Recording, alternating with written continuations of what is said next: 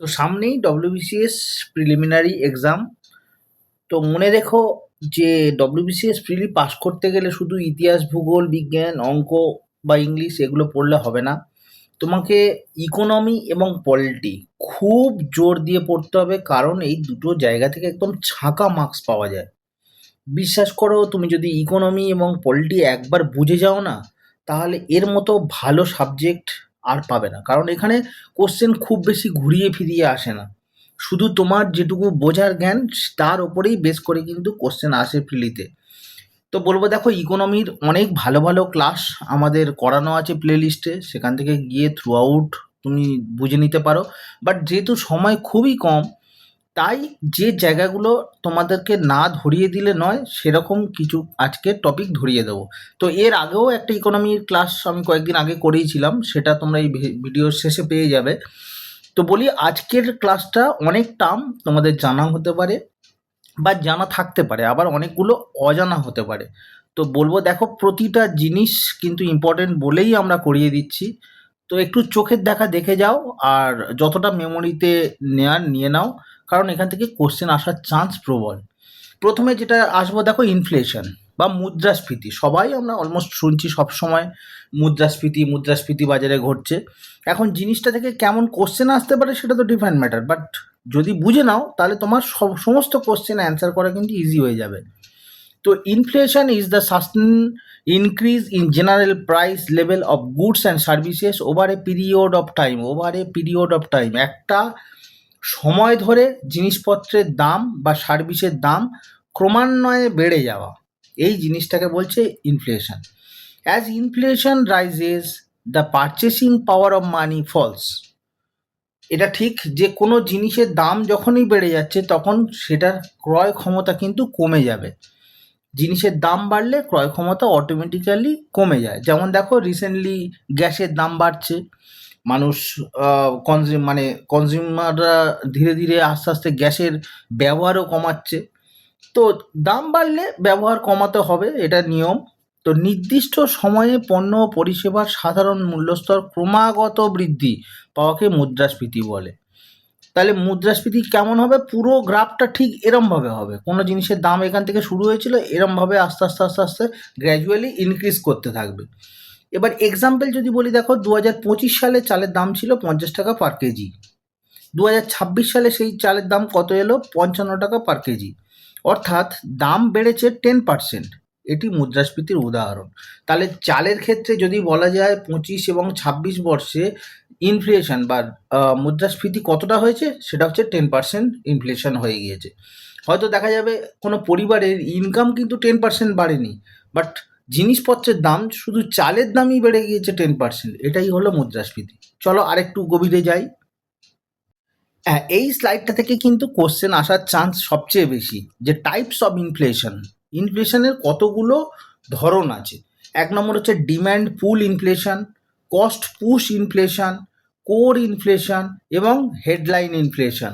আমি এই চারটে ইনফ্লেশনের ডিটেলস করানোর আগে একটা কথা বলে রাখি, এই চারটে ইনফ্লেশন নিয়ে পুরো বড় বড় করে ক্লাস করানো আছে, সেগুলো অবশ্যই করে দেখে রেখো। ডিম্যান্ড পুল কি, কস্ট পুশ কি, কোর কি, হেডলাইন কি, আমি শুধু জাস্ট ওয়ান লাইনার হিসেবে এখানে করিয়ে দিচ্ছি, যাতে প্রিলিটা অন্তত উতরে যাও। মেনের জন্য কিন্তু তোমার ডিটেলস পড়তে হবে, এবং সেই ক্লাস করানোও আছে আমাদের। তো চলো, ডিম্যান্ড পুল কি বলছে? চাহিদা সরবরাহের চেয়ে বেশি হয়ে গেলে, চাহিদা সরবরাহের চেয়ে বেশি, বাজারে প্রচুর ডিম্যান্ড হয়ে গেছে জিনিসপত্রের, বাট সেই অনুযায়ী কিন্তু মালের যোগান নেই। তাহলে কি হবে? ডিম্যান্ড পুল, ডিম্যান্ড ধরে টানছে। কস্ট পুশ, কস্ট পুশ করছে। কস্ট পুশ ইনফ্লেশন মানে উৎপাদন খরচ বৃদ্ধি পাচ্ছে, প্রতিটা জিনিসের উৎপাদন খরচ বৃদ্ধি পাচ্ছে। মানে একটা মোবাইল ম্যানুফ্যাকচারিং করতে গেলে যে খরচ আগে ছিল, এখন যে খরচ হচ্ছে সেটা অনেকটা বেশি। সেক্ষেত্রে হবে cost pull inflation, cost push inflation, push করছে কস্টটাকে। Then core inflation, core inflation মানে খাদ্য ও জ্বালানি বাদ দিয়ে, খাদ্য আর জ্বালানিটা বাদ দিয়ে হিসেব করা মুদ্রাস্ফীতি। এই দুটো জিনিস, খাদ্য আর জ্বালানি দুটো বাদ দিয়ে বাদ বাকি যা জিনিস আছে তার মুদ্রাস্ফীতি হওয়াকে বলা হয় কোর ইনফ্লেশন। এরপরে হচ্ছে হেডলাইন ইনফ্লেশন, সমস্ত পণ্য ও পরিষেবা অন্তর্ভুক্ত করে হিসেব করা মুদ্রাস্ফীতি। যাবতীয় বাজারে যা কিছু আছে সব কিছুকে মানে কম্প্যাক্ট করে যেটা ইনফ্লেশন হচ্ছে সেটাকে বলা হয় হেডলাইন ইনফ্লেশন। আবারও বলছি, এই চারটের ডিটেলস কিন্তু আরও ভালো করে বুঝে নিও, যাতে মেন্সে গিয়ে তোমার কোনো রকম আটকানোর জায়গা না থাকে। এবার মেজারমেন্ট ইন ইন্ডিয়া। দেখো, ইনফ্লেশন মেজারমেন্ট মেনলি ভারতবর্ষে দুরকমভাবে হয়, একটা হচ্ছে সিপিআই আর ডব্লিউপিআই।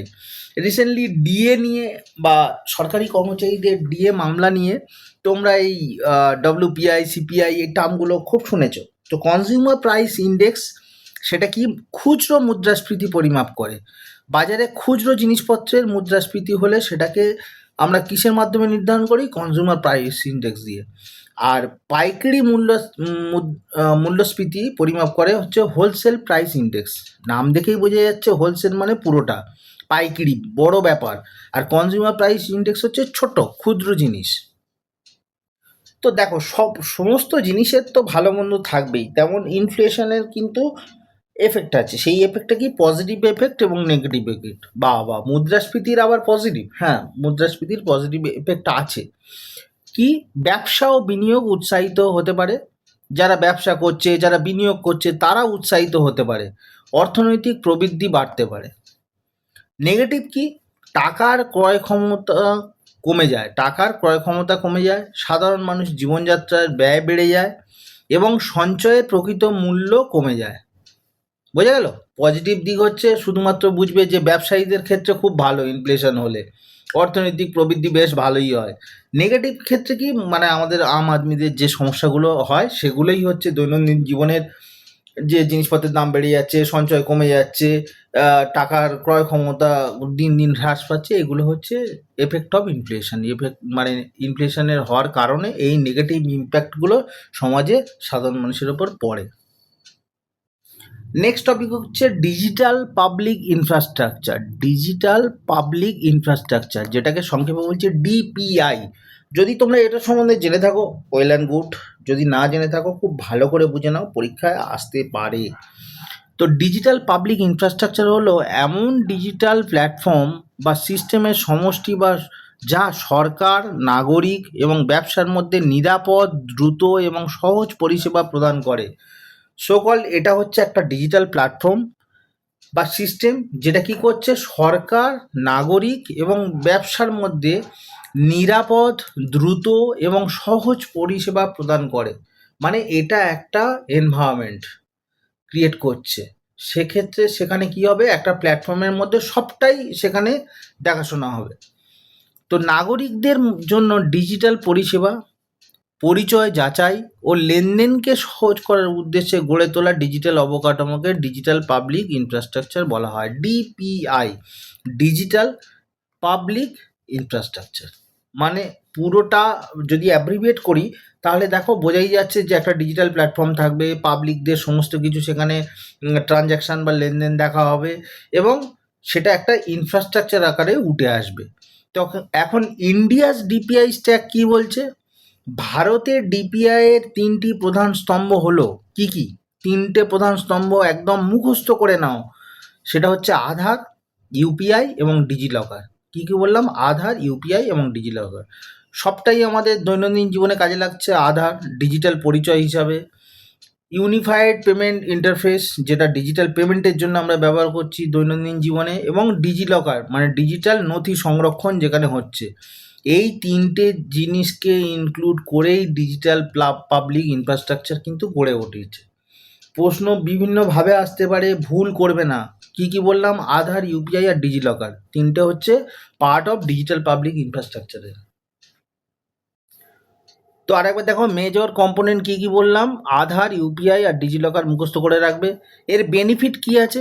দেখো, একটা ইন্টারফেস তো এসছে, তার তো কোনো একটা সুবিধা থাকবে। তো সেই সুবিধাগুলো দেখো, দ্রুত এবং সাশ্রয়ী ডিজিটাল পরিষেবা, তাড়াতাড়ি পুরো ব্যাপারটাকে পেপারলেস যত করে দেবে তত তাড়াতাড়ি সব কিছু হবে। আর্থিক অন্তর্ভুক্তি বৃদ্ধি, স্বচ্ছতা ও জবাবদিহিতা। সবচেয়ে বড় কথা এইটা, স্বচ্ছতা থাকবে। কোনো কিছু যখন ডিজিটালি হচ্ছে ব্যাপারটা, তার মধ্যে অবশ্যই যেন স্বচ্ছতা থাকে। তো সেই জিনিসটার উপরে বেশি ফোকাস করা হয়েছে। ডাইরেক্ট বেনিফিট ট্রান্সফার সহজ করা, যেটা ডিবিটি আজকাল শুনছো, অন্নপূর্ণা যোজনা, এই যোজনা। তো এখানে তো ডিবিটির ব্যাপারটা আসছে, তো সেই ডিবিটিটাও কিন্তু ইনক্লুড হচ্ছে ওর মধ্যেই। কাগজবিহীন, আমি বললাম পেপারলেস এবং প্রেজেন্সলেস সেবা, কারোর দরকার নেই, অটোমেটিক্যালি সব কিছু হয়ে যাবে। তো একটা সিস্টেমে আমি একটা টাইম বাউন্ড প্রোগ্রামের মাধ্যমে কোনো জিনিস ফেলে দিলাম, সেটা একটা সময়ে অটোমেটিক্যালি হয়ে যাবে, সেখানে কারোর প্রেজেন্স থাকার দরকার নেই। তো এই বেনিফিটগুলোর জন্যই কিন্তু এই ইন্টারফেসটা আনা হয়েছে। এই জিনিসটা বোঝা যাচ্ছে difference between DPI and digital economy, দুটো কি সেম? না। ডিপিআইটা হচ্ছে দেখো ডিজিটাল ভিত্তিগত ডিজিটাল অবকাঠামো, আর ডিজিটাল ইকোনমিটা হচ্ছে ডিজিটাল প্রযুক্তি নির্ভর অর্থনৈতিক কার্যক্রম। ডিজিটাল প্রযুক্তির হেল্প নিয়ে একটা অর্থনৈতিক কার্যক্রম হচ্ছে ডিজিটাল ইকোনমি, বাট ডিপিআইটা হচ্ছে ডিজিটাল অবকাঠামো। এখানে পুরো স্ট্রাকচারটা দাঁড়িয়ে আছে, আর এটার কাউকে একটা হেল্প নিতে হচ্ছে। এখন ডিপিআই এর উদাহরণগুলো বললাম, যে যেখানে আধার থাকে, ইউপিআই থাকে বা ডিজিলকার থাকে, এই তিনটে মেনলি থাকে কম্পোনেন্ট হিসেবে। ডিজিটাল ইকোনমির ক্ষেত্রে কিন্তু ই কমার্স থাকবে, ফিনটেক থাকবে, বা অনলাইনে আজ যা যাবতীয় মানে সার্ভিস আছে সবগুলো কিন্তু ইনক্লুডেড ডিজিটাল ইকোনমির ক্ষেত্রে, ডিপিআই এর ক্ষেত্রে কিন্তু নয়।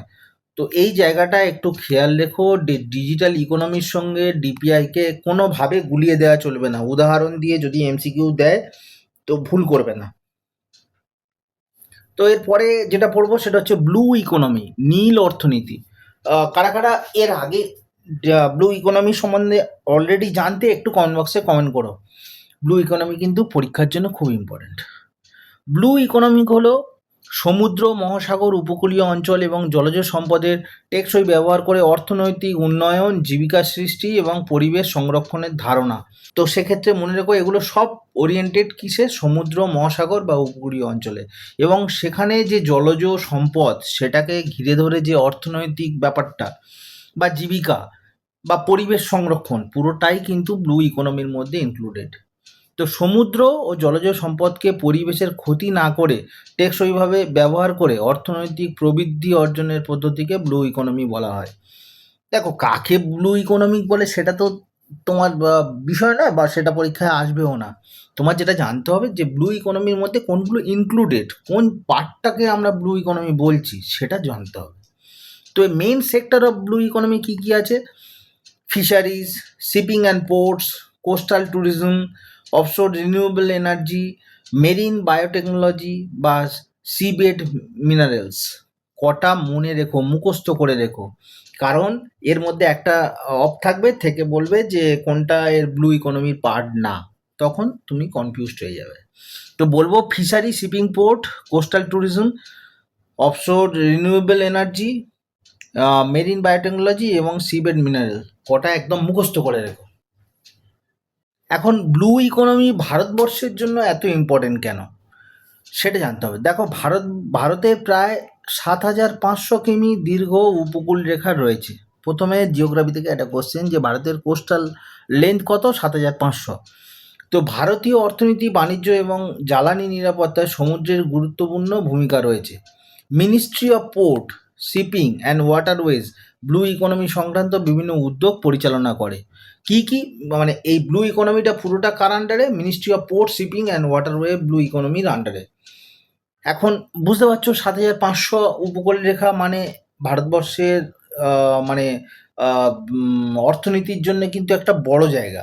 তো এর বেনিফিট কী কী আছে? কর্মসংস্থান বৃদ্ধি করা, খাদ্য নিরাপত্তা নিশ্চিতকরণ করা, আন্তর্জাতিক বাণিজ্য বৃদ্ধি করা, বা রিনিউয়েবল এনার্জি যেটাকে বলছি তার উন্নয়ন ঘটানো, বা সামুদ্রিক পরিবেশ সংরক্ষণ করা, এগুলো হচ্ছে ব্লু ইকোনমির পার্ট। আরেকটা গুরুত্বপূর্ণ টার্ম সেটা হচ্ছে গ্রিন ফিন্যান্স বা সবুজ অর্থনীতি। কেমন টার্মগুলো শুনতে লাগে না? ব্লু ইকোনমি, গ্রিন ফিন্যান্স, হ্যাঁ এইরকমই নতুন নতুন টার্ম কিন্তু বিসিএস এর প্রিলিমিনারিতে জানতে চায় বা এসে থাকে। এখন গ্রিন ফিন্যান্স হলো এমন আর্থিক ব্যবস্থা যেখানে টাকা বা বিনিয়োগ পরিবেশ বান্ধব, ইকো ফ্রেন্ডলি ও এসডিজি প্রকল্পে ব্যবহার করা হয়। এখন এসডিজি কি? সাস্টেনেবল ডেভেলপমেন্টের গোল, যেটা ১৭টা গোল আছে, সেই ১৭টা গোল একদম মুখস্থ করে নেবে। তো এসডিজির কথা ভেবে এবং ইকো ফ্রেন্ডলির ব্যাপারটা ভেবে যে ফিন্যান্স ব্যবস্থা বা যে আর্থিক ব্যবস্থা সেটাই হচ্ছে গ্রিন ফিন্যান্স। পরিবেশ রক্ষা, জলবায়ু পরিবর্তন মোকাবিলার জন্য যে অর্থায়ন করা হয় তাকে গ্রিন ফিন্যান্স বলে। তাহলে গ্রিন ফিন্যান্স কাকে বলে? পরিবেশ রক্ষা করার জন্য এবং জলবায়ু পরিবর্তনের যে মোকাবিলা করার জন্য যে ব্যাপারটা যেখানে অর্থের দরকার সেই অর্থকে বলা হয় green finance. Main area of green finance, green ফিন্যান্সের মেন এরিয়া কি কি আছে? Renewable energy, electric vehicle, energy efficient building, waste management and recycling project, sustainable agriculture, climate change markets. এগুলো কেন তোমাকে মনে রাখতে হবে, কেন? সেটা হচ্ছে গ্রিন ফিন্যান্স তুলে দিয়ে বলবে এর আন্ডারে কোনটা নয় বা কোনটা তোমাকে চয়েস করতে হবে এমসিকিউর আকারে। সেই কারণে মনে রাখতে হবে তোমাকে গ্রিন ফিন্যান্সের মধ্যে কোন কোন জিনিসগুলো ইনক্লুডেড। আরেকবার বলে দিচ্ছি, renewable energy, electric vehicle, energy efficient buildings, West management and recycling project, sustainable agriculture, climate change, এইগুলো হচ্ছে গ্রিন ফিন্যান্সের পার্ট।